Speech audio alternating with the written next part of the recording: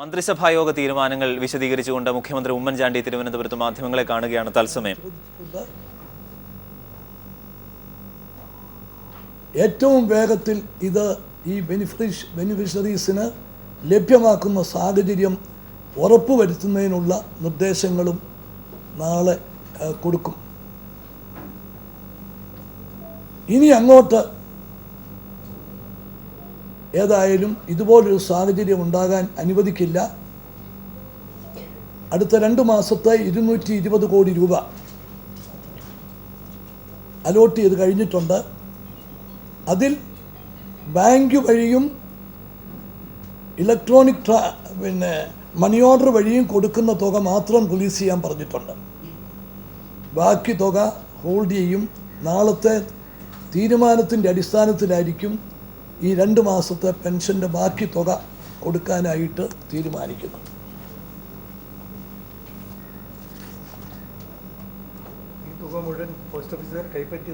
മുഴുവൻ കൈപ്പറ്റി അവരുടെ അക്കൗണ്ടിൽ വന്നിട്ടുള്ളതാണ്. അല്ല, തിരിമറി പറയുന്നില്ല. പക്ഷേ അത് എന്തുകൊണ്ടെന്നുള്ളതിന് മറുപടി പറയണം. കാരണം ഒരാഴ്ച താമസിച്ചു, 2 ആഴ്ച താമസിച്ചു, 3 ആഴ്ച താമസിച്ചു, മനസ്സിലാക്കാം. അതിനപ്പുറത്തേക്കുള്ള കാലതാമസത്തിനുള്ള കാര്യം എന്താ? ഇത് അവർ ചോദിച്ചു മേടിച്ച തുകയാണ്. ഞങ്ങൾ ചെയ്തോളാം, ഭംഗിയായിട്ട് ചെയ്തോളാം, ഉത്തരവാദിത്തമൊക്കെ. അപ്പം ഗവൺമെൻറ്റിൻ്റെ സ്ഥാപനമാണ്, കുറേ കൂടി മെച്ചപ്പെട്ട രീതിയിലാകും എന്നുണ്ടെങ്കിൽ ആകട്ടെ എന്ന് ഇതാക്കിയിരുന്നതാണ്. നാളെ 1 മണിക്കാണ് മീറ്റിംഗ് ഇവിടെ വെച്ചിരിക്കുന്ന. പോസ്റ്റ് മാസ്റ്റർ ജനറൽ പങ്കെടുത്ത് 2 പ്രാവശ്യം മീറ്റ് ചെയ്തു എന്നല്ലേ പറഞ്ഞത്? ഇതിനു മുമ്പ് 2 പ്രാവശ്യം ഇതിനു മുമ്പ് സംസാരിച്ചാണ്. അതെന്തായിരുന്നു? അല്ല, ഇതിനു മുമ്പത്തെ ക്യാബിനറ്റ് 2 പ്രാവശ്യം ഇതിനെക്കുറിച്ച് ഡിസ്കസ് ചെയ്തു. അന്ന് നമ്മൾ കുറച്ച് തീരുമാനങ്ങൾ എടുത്തു. ഇന്നിപ്പോൾ അതിൻ്റെ അടിസ്ഥാനത്തിൽ ഒരു അജണ്ട തന്നെ ഇന്നത്തെ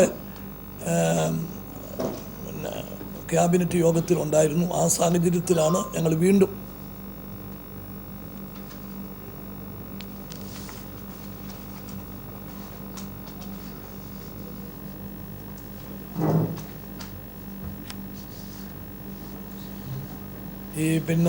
പോസ്റ്റ് ഓഫീസിന് ലേറ്റസ്റ്റ് വിവരം കിട്ടിയിട്ടുണ്ട്. 700 ആദ്യത്തെ ഞാൻ പറഞ്ഞ തുകയിൽ ചെറിയ വ്യത്യാസമുണ്ട്. ഈ ഇലക്ട്രോണിക് ട്രാൻസ്ഫറിൻ്റെ ഇതോടെ കൂട്ടിയാൽ വന്നിരുന്നത് 758.61 കോടി രൂപയാണ് ഫിനാൻസിൽ റിലീസ് ചെയ്തത് പോസ്റ്റ് ഓഫീസിലേക്ക്. അത് 705 കോടി രൂപ ഇതുവരെ ഡിസ്പേഴ്സ് ചെയ്തിട്ടില്ല. 705 കോടി രൂപ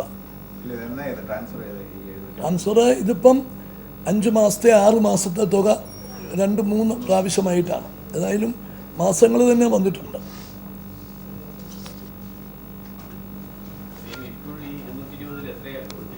ഏതാ? അല്ല, അത് 220 അത് ടോട്ടൽ തുകയാണ്. 2 മാസത്തെ പെൻഷൻ തുകയാണ് 220 കോടി രൂപ. അതിൽ ബാങ്ക് അക്കൗണ്ടിൽ കൂടെ ഇപ്പം തന്നെ കൊടുക്കുന്നുണ്ട് കുറേ പേർക്ക് ഇലക്ട്രോണിക് മണി ഓർഡർ ആയിട്ടാണ്. അത് 2ലും പെടുന്നവർക്ക് റിലീസ് ചെയ്തോളാൻ പറഞ്ഞു. അത് എത്രയാണെന്നുള്ള സൂക്ഷ്മം ഇപ്പം എനിക്ക് പറയാനൊക്കത്തില്ല. പക്ഷെ അത് കുറവ് തുകയെ വരത്തുള്ളൂ. മേജർ എമൗണ്ടും ഈ പോസ്റ്റ് ഓഫീസ് വഴിയാണ് വരുന്നത്. അപ്പോൾ ഇതിനുള്ളത് തടസ്സപ്പെടുത്തുന്നുണ്ട്. കാരണം അവർക്ക് നേരത്തെ കൊടുത്തതും അവർക്കെല്ലാം കിട്ടിയിട്ടുണ്ട്. അതിന് മാറ്റം വരുന്നില്ല. അവർക്ക് ഇപ്പം തന്നെ റിലീസ് ചെയ്യാൻ പറഞ്ഞു. ബാക്കിയുള്ളത് നാളത്തെ തീരുമാനത്തിൻ്റെ അടിസ്ഥാനത്തിലായിരിക്കും ഇതാക്കാൻ പോകുന്നത്. കരിപ്പൂർ എയർപോർട്ടിൻ്റെ വികസനത്തിന് അടിയന്തരമായി സ്ഥലം ഏറ്റെടുത്ത് നടത്തേണ്ടതായിട്ടുണ്ട്. സ്ഥലം ലഭിക്കുന്നതിന് ചില തടസ്സങ്ങൾ ഉണ്ടായിരുന്നു. അവിടുത്തെ ജനപ്രതിനിധികളും അതുപോലെ ശ്രീ P.K. കുഞ്ഞാലിക്കുട്ടി മിനിസ്റ്റർ മുൻകൈയെടുത്ത് വിളിച്ചുകൂട്ടിയ കോൺഫറൻസിലെ ശ്രമങ്ങളുടെയൊക്കെ ഫലമായി എതിർപ്പുകൾ കാര്യമായി മാറിയിട്ടുണ്ട്. അപ്പോൾ ഇപ്പം അവർ ഉന്നയിച്ചിരിക്കുന്ന ഒരു പ്രശ്നം, സ്ഥലമെടുപ്പിന് ഉള്ള എതിർപ്പുകൾ പൂർണ്ണമായും മാറ്റി തരും, സ്ഥലമെടുപ്പ് വേഗത്തിലാക്കണം, ഒരു സ്പെഷ്യൽ ഓഫീസറെ അതിനുവേണ്ടി ഗവൺമെൻറ് നിയോഗിക്കണം എന്ന ആവശ്യമാണ് ഉന്നയിച്ചത്. ഇന്ന് ഞങ്ങളത് ചർച്ച ചെയ്ത്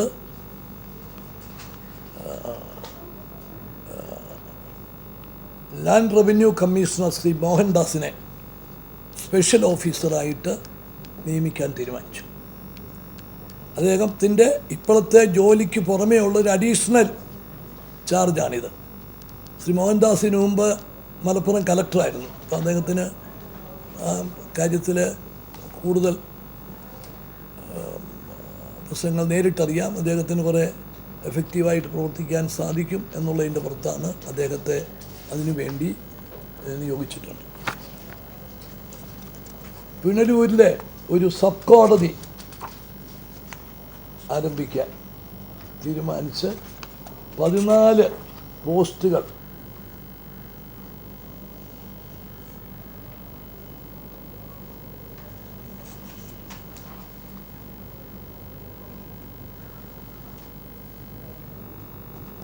അതും അനുവദിച്ചിട്ടുണ്ട്.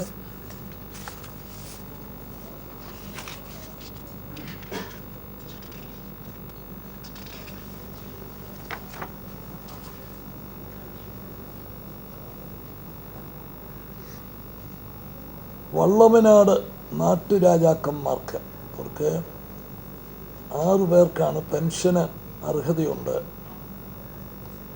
അവർക്ക് അത് കേന്ദ്ര പെൻഷനാണ്.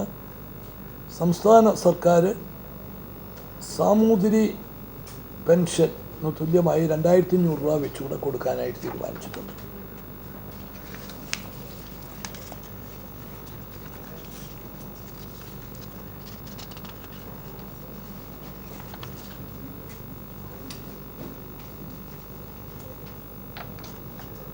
ബിസിനസ് ഇൻക്യുബേഷൻ സെൻറ്ററിന്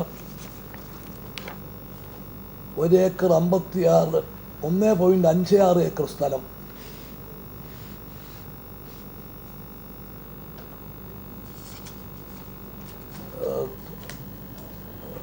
തൊണ്ണൂറ് വർഷത്തെ പാട്ടത്തിന് നൽകും.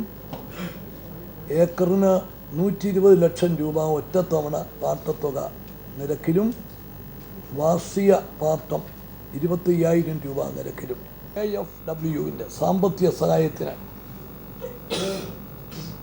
പദ്ധതി കേന്ദ്ര സർക്കാരിന് സമർപ്പിക്കും. ഇത് കൊച്ചി മെട്രോ റെയിൽ ലിമിറ്റഡാണ് ഈ പദ്ധതി തയ്യാറാക്കിയിരിക്കുന്നത്. 682.01 കോടി രൂപയാണ് ഇതിൻ്റെ ചെലവ് പ്രതീക്ഷിക്കുന്നത്. സ്റ്റേറ്റ് ഗവൺമെൻറ്റിൻ്റെ ഓഹരി വിഹിതം 102.3 കോടി രൂപയായിരിക്കും.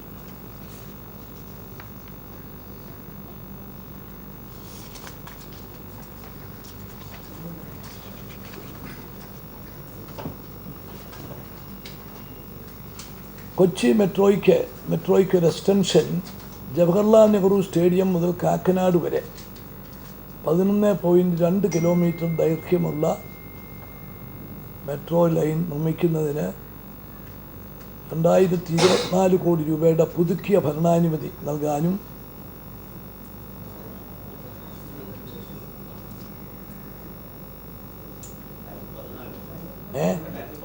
2024 കേന്ദ്ര വിഹിതം 20% നിജപ്പെടുത്തി കേന്ദ്ര സർക്കാരിൻ്റെ അനുമതിക്കായി സമർപ്പിക്കാനും തീരുമാനിച്ചു.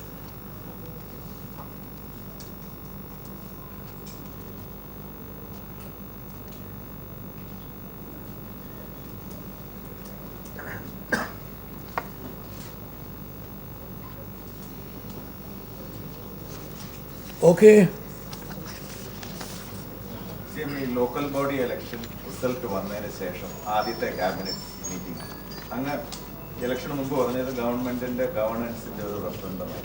ഇത് എന്തെങ്കിലും കോഴ്സ് കറക്ഷൻ തീരുമാനങ്ങളെല്ലാം എടുത്തോ? ഇനി എന്താണ് മുന്നോട്ടുള്ളത്? ആദ്യം ഞങ്ങൾ പാർട്ടിയിലും മുന്നണിയിലുമാണ് ചർച്ച ചെയ്യുന്നത്. അത് എല്ലാ പാർട്ടികളും അവരവരുടെ പാർട്ടി മീറ്റിങ്ങുകൾ വിളിച്ചിട്ടുണ്ട്, അവിടെ ചർച്ച ചെയ്യും. അത് കഴിഞ്ഞ് മുന്നണി യോഗം വിളിച്ചിട്ടുണ്ട്, മുന്നണി ചർച്ച ചെയ്യും. അതിനുശേഷം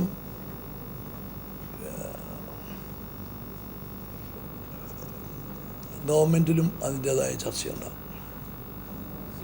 സർക്കാർ ചീഫ് തോമസ് മേനോന്റെ രാജിയെന്ന് സ്വീകരിച്ചിട്ടുണ്ടോ? സർക്കാർ ചീഫ് തോമസ് മേനോന്റെ രാജിയെന്ന് സ്വീകരിച്ചു. എന്നല്ല ഞാൻ നിങ്ങളോട് നേരിട്ട് പറഞ്ഞ കാര്യങ്ങൾ.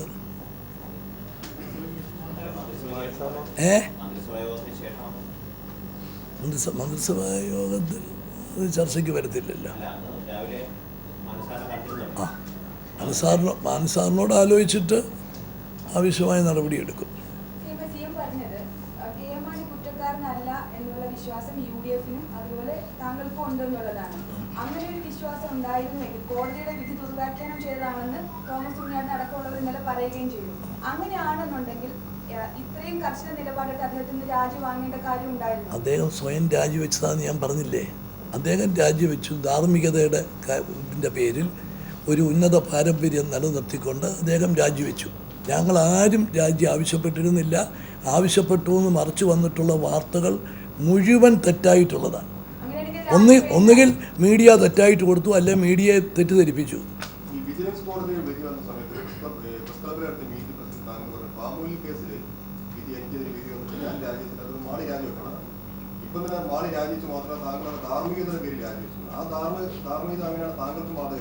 എന്തിന്? ഞാനത് പിന്നെ അതിന് ആവശ്യമില്ലാഞ്ഞു.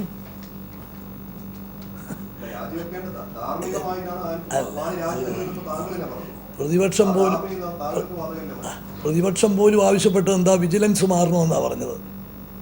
നിങ്ങൾ പഴയ കാര്യങ്ങളൊന്നും മറക്കരുത്. ഇതിപ്പം ഇതുപോലുള്ള കാര്യങ്ങളിൽ സ്വന്തമായിട്ടുള്ള തീരുമാനമാണ് പ്രാധാന്യം. കേരള കോൺഗ്രസും മാനിസാറും അത് സംബന്ധിച്ചൊരു തീരുമാനം എടുക്കട്ടെ എന്ന് പറഞ്ഞു. അവരൊരു തീരുമാനമെടുത്തു, ആ തീരുമാനം നടപ്പിലാക്കി. ബിജു രമേശ് പറഞ്ഞത് അടുത്ത നിയമ നടപടി കെ ബാബുവിനെതിരെയാണ്. കെ ബാബുവിനെതിരെ വ്യക്തമായ തെളിവുകളുമായി കോടതിയിലേക്ക് പോവുകയാണ്. തന്റെ ഒരു പോരാട്ടം വിജയിച്ചു കഴിഞ്ഞു എന്നുള്ളതാണ്. അദ്ദേഹം പറയുന്ന കണക്കിന് മന്ത്രിസ്ഥാനം രാജിവെച്ച് മാണി പുറത്തേക്ക് പോവുകയും ചെയ്തു. ഇനി അടുത്ത് കെ ബാബുവിന്റെ സ്ഥാനം നഷ്ടമാകും. നോക്കാം. ഇത്രയും നാൾ എന്ത് ചെയ്യായിരുന്നു? ഒരു കൊല്ലമായിട്ട് ഇത് ചർച്ച ചെയ്യില്ലഞ്ഞോ? അപ്പോൾ ഇതിൻ്റെ പുറകിൽ മറ്റെന്തോ രഹസ്യം ഉണ്ടെന്നുള്ളതല്ലേ എൻ്റെ അതിൻ്റെ അർത്ഥം.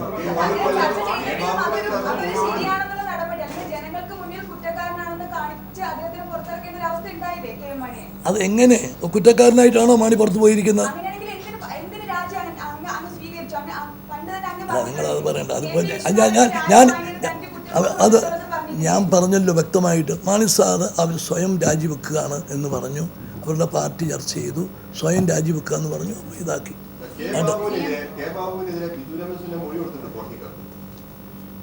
എന്താന്നേ ഇത്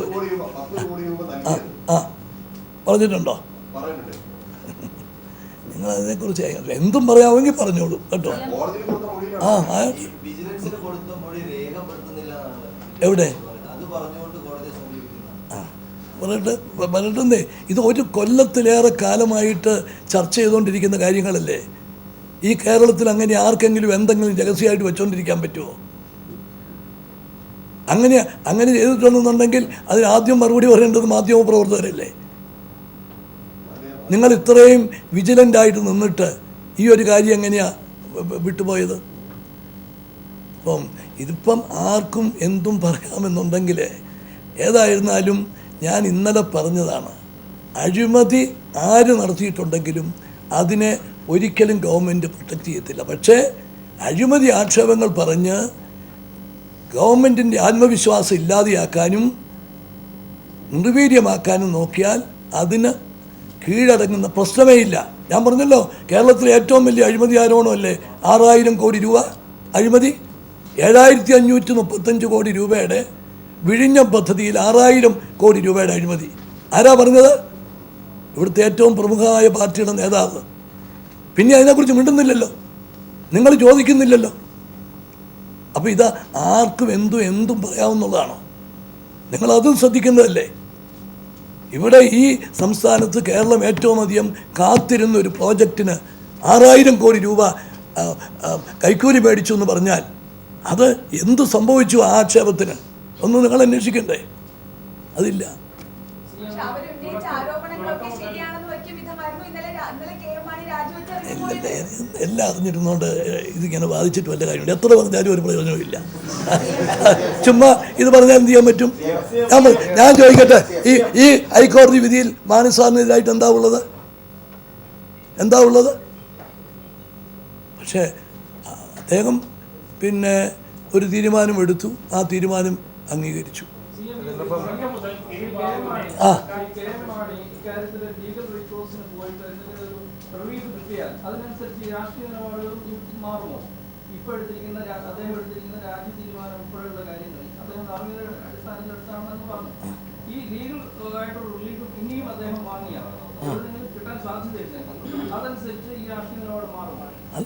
അത് അദ്ദേഹവും അദ്ദേഹത്തിൻ്റെ പാർട്ടിയും എടുക്കേണ്ട തീരുമാനമാണ്. അല്ല, UDF അതനുസരിച്ചായിരിക്കും. മാണിസാറുമായിട്ട് നടത്തിയ ചർച്ചയിലായി പുതിയ ഫൈനാൻസ് മിനിസ്റ്ററുടെ കാര്യത്തിലും മാണിസാറുമായിട്ട് നടത്തിയ കൂടിക്കാഴ്ചയിലെ പുതിയ ഫൈനാൻസ് മിനിസ്റ്ററുടെ കാര്യത്തിലോ അല്ലെങ്കിൽ ഉണ്ണിയാറിന്റെ രാജ്യത്തെ കാര്യത്തിലോ എന്തെങ്കിലും തീരുമാനമായി? പിന്നെ ഫിനാൻസിൻ്റെ കാര്യത്തിൽ പുതിയതായിട്ടുള്ള നിർദ്ദേശമൊന്നും അദ്ദേഹം പറഞ്ഞില്ല. തൽക്കാലം മുഖ്യമന്ത്രി കൈകാര്യം ചെയ്യാനാണ് അദ്ദേഹത്തിൻ്റെ അഭിപ്രായം പറഞ്ഞത്. അത് സ്വാഭാവികമായിട്ടും വരുന്നൊരു നടപടിയാണ്, മറ്റൊരു തീരുമാനത്തിൻ്റെ പേരിലല്ല വരുന്നത്. സ്വാഭാവികമായി വരുന്ന ഒരു തീരുമാനമാണ്, അല്ലെങ്കിൽ മറിച്ചൊരു തീരുമാനം എടുക്കണം. അപ്പം ആ സ്വാഭാവികമായിട്ടുള്ള തീരുമാനം തൽക്കാലം നിലനിൽക്കട്ടെ എന്നാണ് പറഞ്ഞത്.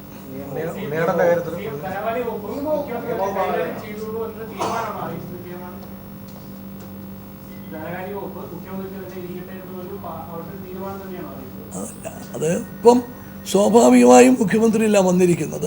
അപ്പോൾ അത് ഇപ്പം തൽക്കാലം അങ്ങനെ നിൽക്കട്ടെ. അത് സംബന്ധിച്ച് പിന്നീടൊന്നും പറഞ്ഞിട്ടില്ല. ഉണ്ണിയാടൻ്റെ രാജ്യത്തെ മനസ്സാറെന്ന് പറയും. ഞാൻ ഇന്നലെ പറഞ്ഞല്ലോ, മറ്റേ മനസ്സാറുമായിട്ട് ആലോചിച്ചിട്ട് അതിനൊരു തീരുമാനം എടുക്കും എന്ന് പറഞ്ഞിട്ടുണ്ട്.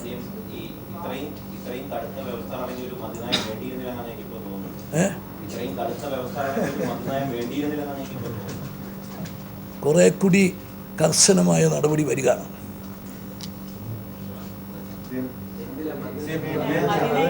മദ്യനയത്തിൽ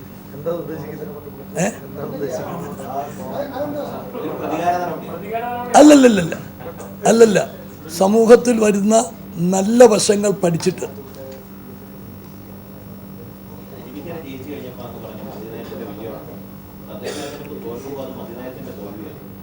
ഒരിക്കലും ആയിരിക്കുന്നില്ല, ഒരിക്കലുമില്ല.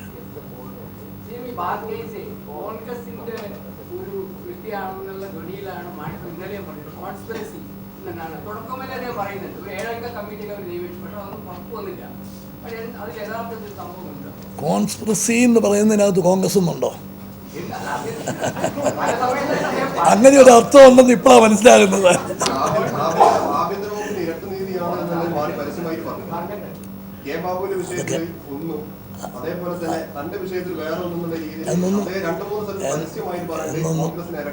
എന്നൊന്നും ഞങ്ങളോട് പറഞ്ഞിട്ടില്ല, ഞങ്ങൾ കേട്ടിട്ടില്ല. സംശയത്തിന് അതീതരായിരിക്കും, സീസറിന്റെ ഭാര്യമാരെല്ലാം സംശയത്തിന് അതീതരായിരിക്കണ്ടേ എന്നുള്ള ചോദ്യം കൂടെ അവിടെ അവശേഷിക്കുന്നു. അത് ഇന്നലെ കേരള കോൺഗ്രസ് നേതാക്കൾ തന്നെ ചോദിച്ചതുമാണ്. അതിന് മറുപടി പറയാൻ കോൺഗ്രസ് ബാധിച്ചതല്ലേ? അവരോട് ചോദിക്കാൻ പോയി. 5-ാം തീയതി